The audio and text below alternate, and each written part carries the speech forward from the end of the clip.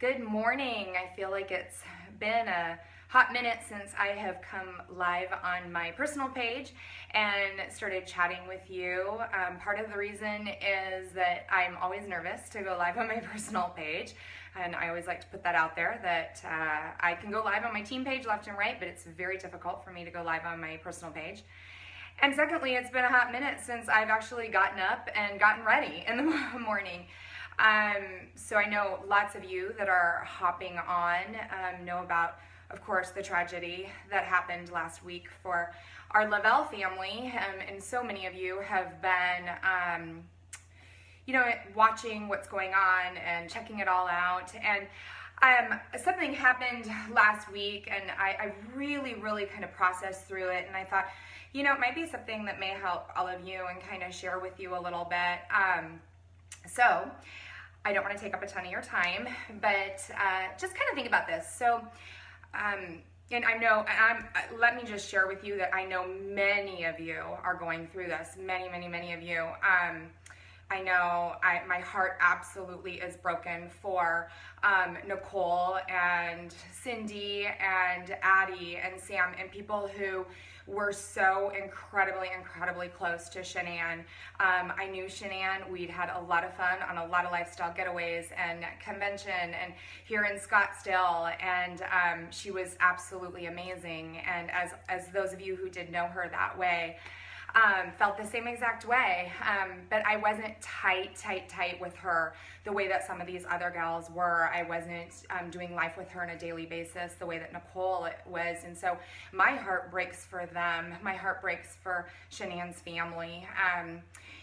But we all have gotten, all of us who have shared anything about Shanann have gotten tons of comments and tons of private messages and text messages, and I've gotten several emails of people saying, I'm praying for you, prayers are going out for you, good thoughts, good vibes, all of those things. And that's our natural reaction as a human, is to say, I'm praying for you, I'm sending you good vibes, all of that. I think that's just very natural.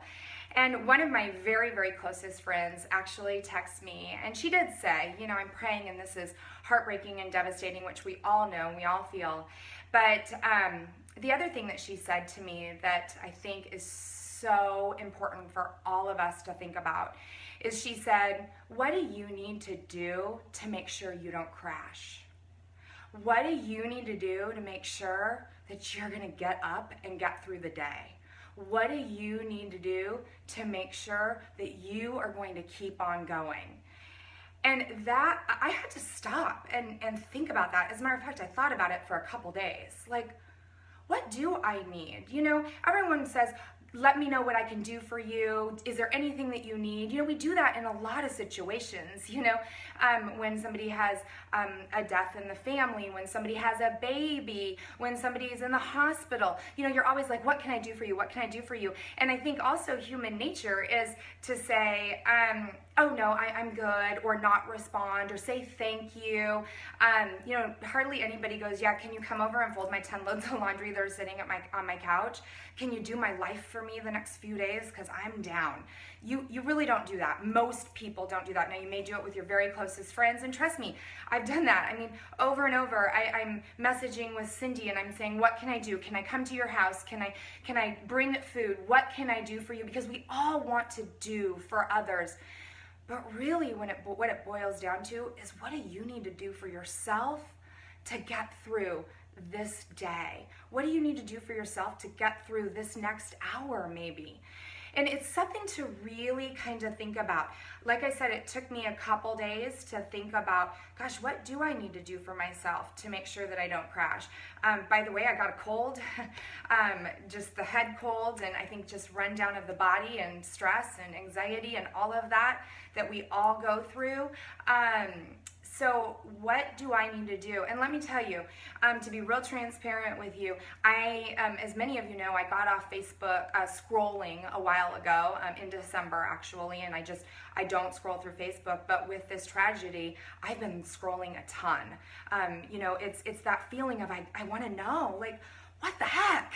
Like, what the heck, right, guys? Like, how does this happen to somebody that you love and you care about? How does this happen to somebody in your life? This happens to people on Dateline, not to somebody in your life. And so, you know, you scroll and you scroll and you scroll and you want to know more, and you're reading all of the articles and watching all of the news conferences, and it sucks you in, and it is exhausting. It's emotionally draining. And so what did I need to do? It was such a poignant question that she asked me. What do I need to do to ensure that I don't crash? What do I need to do to make sure that I get up tomorrow morning and I put food on the table for my kids?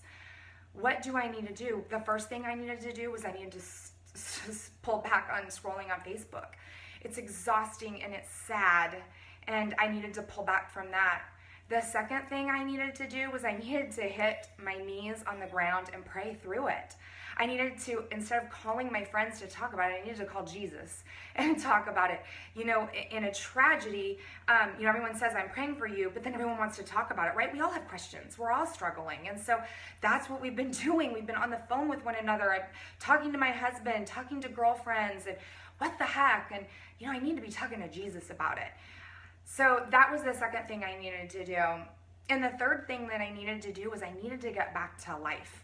I took last week, I struggled through last week, and I needed to regroup. I needed to get back. I missed things that were crazy, like forgetting to pick up my kid from school on Friday. I mean, seriously, I kid you not, 2:55, and I'm supposed to pick her up at 3 o'clock, and I'm texting my girlfriend, oh my gosh, I forgot to pick up my kid at school. Like, I was a freaking hot mess. So I needed to force myself to take a shower, get back on the cycle bike, go back to the gym and work out. Routine is so important for me. And so that was the third thing that I needed to do, you know. So really my thought process through all of this is, what do you need?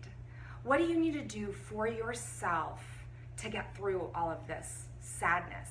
And you know, you may not be experiencing the grief that a lot of us are experiencing with Shanann, and I'm watching some of my friends from high school that didn't know her, and you know, I know everyone was touched by this because it is all over the media, but you may be going through your own stuff. You may be going through a grief process of somebody who hasn't actually died, but you're grieving what you thought was going to be with them. That's okay. It really is. And I'm going to hop on another day and kind of talk about grief a little bit and kind of the grief process. Not that I'm any type of expert, but just in the spirit of being transparent with you. But the big picture thought is, really, what do you need? Are you a journaler? Do you need to sit down and journal? I was talking to another friend who said, you know what, you're right. I needed to go take a bath tonight. I need to put away social media. I need to put away my phone, and I need to take a bath tonight. You know, another person said, I was talking to another gal, and she goes, you're right, I need to take my kids for ice cream tonight. Like, what do you need to do for yourself? Because most likely, you're not gonna say yes to the friend that says, let me know if you need anything, right? Let me know if I can help you with anything. Let me know whatever that is. You're probably not. So what do you need to do for yourself? What do you need? Do you need to grab, a mindless book and lay in bed and read? Do you need to turn on Housewives of OC to have mindless chatter in the background? What do you need? You know, and sometimes what you need is to call a good friend and pray through it with a good friend. Sometimes you need to sit down with your spouse and have a quick glass of wine. But whatever that is, you figure out what you need to get through this. Obviously, I would love to chat with any of you and pray on the phone with any of you. And I know you probably have a million friends that want to do that and a million friends that want to talk through it. But at the end of the day, you got to get yourself out of bed tomorrow morning. You've got to get yourself in that shower. You've got to get yourself back into that routine. So through the grieving process, and of course, there's going to be, sadly, months of ups and downs for the Lavelle community that loved Shanann. That's the reality of the situation.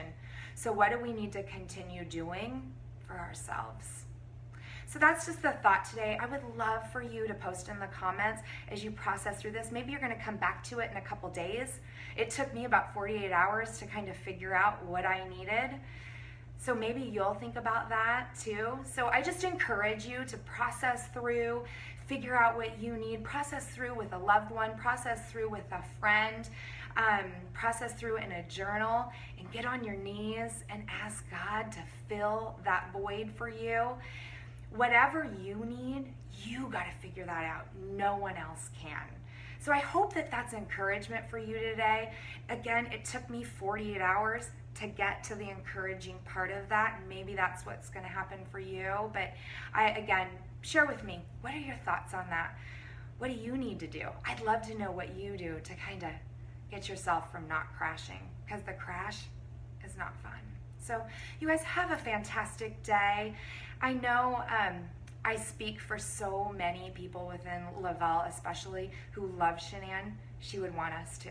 I do know that. I really, really do. So if I can be of any help to any of you and you want to process through any of that, shoot me a PM. I'm happy to chat with you guys. Again, have a great Wednesday. Bye-bye.